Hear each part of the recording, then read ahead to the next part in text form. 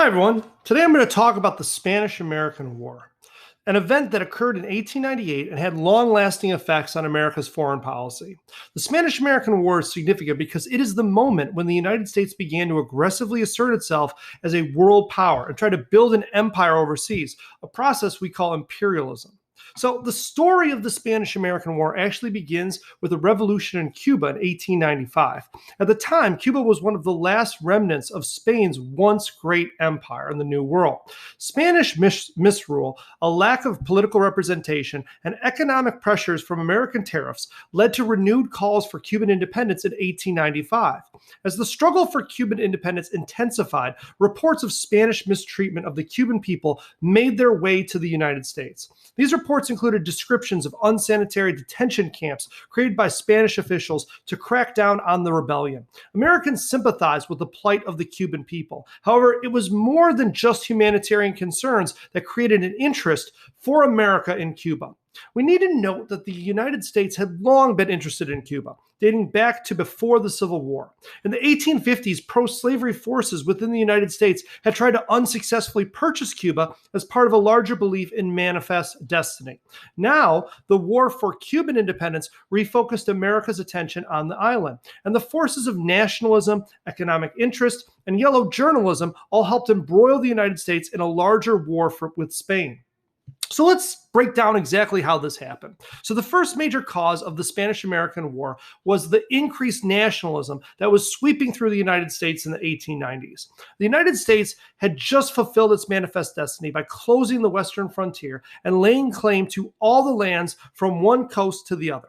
The same nationalistic spirit that fueled the wars with Native American tribes for Western lands was now causing the United States to imperialize, and intense patriotism was being promoted by governmental and private organizations alike. For example, it's no coincidence that it was the 1890s when American school students began reciting the Pledge of Allegiance, and the practice of standing for the Star-Spangled Banner became a ritual within American society as well. This growing nationalism would influence Americans to create a more muscular foreign policy, and the United States became increasingly willing to invoke the Monroe Doctrine in order to exert its influence in the Western Hemisphere. These calls for America to get more actively involved in foreign countries came at the same time the country was experiencing social conflicts created by labor unrest and a new wave of immigration. Many Americans believed that imperialism could unite the country and create a new safety valve to relieve social and economic pressures. Frederick Jackson Turner, in a speech at the Chicago World's Fair in 1893, alluded to this growing belief that the next American frontier laid overseas. Now, the second major cause of the Spanish-American War was the economic interests of the United States. The Second Industrial Revolution of the late 1800s had transformed the United States into an industrial power. But the closing of the frontier in the 1890s meant that the United States would have to find new markets overseas in order to sell their goods. The Panic of 1893 had led many business leaders to be wary of war, fearing that it would further destabilize the economy. Initially, President William McKinley shared these reservations. However, more imperialistic-minded politicians like Teddy Roosevelt, who at the time was the Assistant Secretary of the Navy, saw a war with Spain as an opportunity to retake from the dwindling power that Spain once was territories such as the Philippines. The Philippines could serve as a gateway to Asia and give America access to important markets in China. A war with Spain had other implications as well. Control of Cuba would impact the balance of power in the Gulf of Mexico and affect U.S. trade. The United States had long desired to build a canal through Central America in order to join the Atlantic and Pacific Oceans. American leaders such as Senator Henry Cabot Lodge predicted that control of Cuba would be vital to America's dream of a canal. Therefore, when the revolt in Cuba began to threaten American investment in the country, which totaled over $50 million, President McKinley ordered a U.S. battleship, the USS Maine, into Havana Harbor to protect American citizens and property. Now, the third cause of the Spanish-American War was yellow journalism, which drummed up support for a war with Spain. In the Gilded Age, mass circulation newspapers emerged, which competed for the attention of the public. The two most significant publications were the New York World, owned by Joseph Pulitzer, and the New York Journal, controlled by William Randolph Hearst. These rival newspapers printed sensational and sometimes false news stories in order to sell more copies. William Randolph Hearst, in particular, viewed a war with Spain as an opportunity to elevate the prominence of his newspaper and increase his own influence. Indeed, the events in Cuba proved to be very good for Hearst and the New York Journal, and the newspaper fed the public stories recounting horrible atrocities inflicted on the Cuban people by the Spanish military under the leadership of General Weyler, who had earned the nickname Butcher. Now, these stories tugged at the public's heartstrings and helped shift public opinion in favor of a war with Spain. However, the biggest story by far covered by Hearst was the explosion of the USS Maine. On February 15, 1898, the USS Maine, the same American battleship that had been earlier sent to Cuba, mysteriously blew up off the coast of Havana, killing 266 American sailors. Almost immediately, the Yellow Press blamed Spain for the destruction of the U.S. battleship, with rumors that the explosion had been caused by a Spanish mine. In reality, the explosion of the Maine was probably caused by an accidental explosion in one of the ship's coal bunkers. However, the American public was convinced that the destruction of the Maine was an act of war by Spain, and a rallying cry rose across the entire country proclaiming, "Remember the Maine, to hell with Spain." So on April 11th, 1898, a reluctant McKinley sent a war message to Congress asking for the United States to intervene in Cuba. As part of Congress's declaration of war, a proviso was included in what became known as the Teller Amendment. Now, this Teller Amendment stated that when the United States had finished overthrowing Spanish rule in Cuba, the Cuban people would be granted their freedom. The Teller Amendment satisfied a growing number of anti-imperialists within the United States, as well as the Cuban revolutionaries who feared that they were trading one imperial ruler for another. However, in the end, the Teller Amendment would not be able to contain the expansionist mood that was sweeping through America at this time period. So the Secretary of State, John Hay, called the conflict with Spain a splendid little war. And indeed, from a military perspective, the war was rather one-sided. The fighting in the Spanish-American War only lasted about 4 months, and in the end, only 400 Americans died in combat. However, another 5,000 American soldiers died from diseases such as malaria and dysentery. And many soldiers became terribly ill from eating tainted meat supplied by the U.S. Army. So, two battles stand out during the Spanish-American War because they would have significant consequences for American history, even after the fighting had ended. The first was the Battle of Manila Bay in the Philippines. Fought on May 1st, at the start of the war, the United States' modern Navy, under the command of Admiral George Dewey, was able to handily defeat the antiquated Spanish fleet. The Battle of Manila Bay would be the beginning of an increasing American involvement that we're going to see in the Philippines during this time period, and would also persuade American leaders to annex Hawaii in July of 1898. As the American Navy extended itself across the Pacific Ocean, it would need friendly ports for resupply. The Hawaiian Islands suddenly became of critical strategic importance to America's expansion in the Pacific. The other major battle was the Battle of San Juan Hill. The Battle of San Juan Hill was perhaps the most heavily publicized battle of the entire war. The battle helped American forces take control of Santiago in Cuba, and it was significant because it made Teddy Roosevelt into a war hero. At the start of the Spanish-American War, Teddy Roosevelt quit his post as Assistant Secretary of the Navy in order to help form a cavalry unit that became known as the Rough Riders. A lover of war, Roosevelt was eager to test his bravery in combat, and his charge up San Juan Hill made him one of the most famous Americans of the era.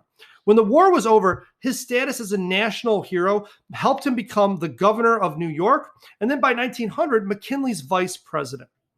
The end of the Spanish-American War had far-reaching effects on the United States and its role in the world.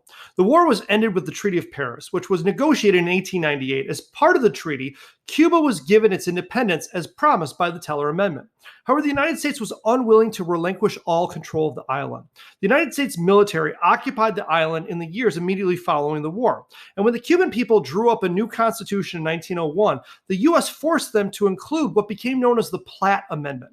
The Platt Amendment gave the United States at least partial control over Cuba by limiting Cuba's ability to make treaties, granting the U.S. oversight of Cuba's debt, and allowing the United States to militarily intervene in Cuba whenever it wanted, which it did in 1906 and again in 1917. Additionally, the United States leased Guantanamo Bay to serve as an important coaling station in the Gulf of Mexico, which is a part of Cuba that it continues still to control even to this day.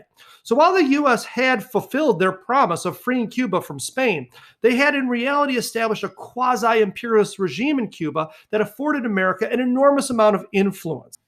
The Spanish-American War also helped the United States build an empire overseas. At the end of the war, the United States gained new territories from Spain, including Guam and Puerto Rico.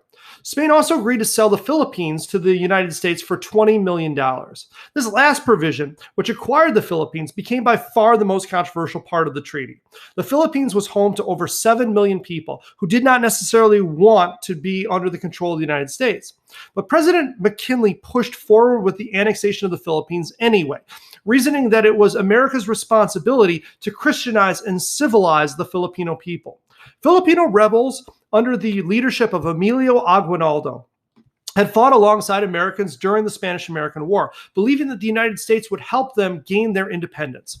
When it became clear that the United States intended to take possession of the Philippines, Aguinaldo turned against the United States, leading to a second war. Now, the Philippine-American War is one of the least remembered wars in American history, but it was an important effect of the Spanish-American War, and it proved to be longer and even bloodier than its predecessor. The Philippine-American War lasted from 1899 to 1903, and the conflict cost the lives of over 100,000 Filipinos and over 4,200 Americans. The guerrilla warfare that categorized the fighting led to atrocities on both sides. And in the process of trying to take control of the island, the U.S. military created reconcentration camps and even engaged in the torture of prisoners. Many of these atrocities were circulated back at home by the Yellow Press, and the annexation of the Philippines led to an identity crisis within the United States. An anti-imperialist movement emerged within America to protest the annexation of the Philippines. Represented by organizations such as the Anti-Imperialist League, opponents of American expansion argued that America was abandoning its commitments to self-determination and was turning its back on the ideas of the Declaration of Independence. This group consisted of many prominent Americans at the time, including William Jennings Bryan, who would challenge and also lose to McKinley in the presidential election of 1900. Still, in the end, the ideas of imperialists won out. And as the United States gained control of the Philippines, it began to modernize the island and impose American ideas on the Filipino people. The U.S. poured millions of dollars into the island to expand railroads, sanitation systems, and harbors. It also brought in American school teachers and healthcare workers in order to help foster assimilation. The Philippines had become a part of the growing U.S. empire, and it would serve as a gateway to trade with China until it was given its freedom in 1946. America's decision to imperialize also created new constitutional questions. Many Americans began to ask whether the Constitution followed the flag. In other words, were the people who inhabited newly acquired territories automatically guaranteed the rights of the Constitution? This became the driving issue behind what became known as the Insular Cases. Now, this was a series of cases argued before the Supreme Court beginning in 1901. The court ultimately ruled in favor of imperialists, arguing that constitutional rights were not automatically extended to conquered territories. Instead, Congress had to grant the people of these territories rights guaranteed in the Constitution. And in some cases, it did. For example, it granted citizenship to Puerto Ricans in 1917. So the Spanish-American War would make America a world power, and it ushered in an era of imperialism that would continue up through World War I. The 20th century was marked by a growing presence in world fairs for the United States, and the Spanish-American War was an incredibly important stepping stone in that process. Take care.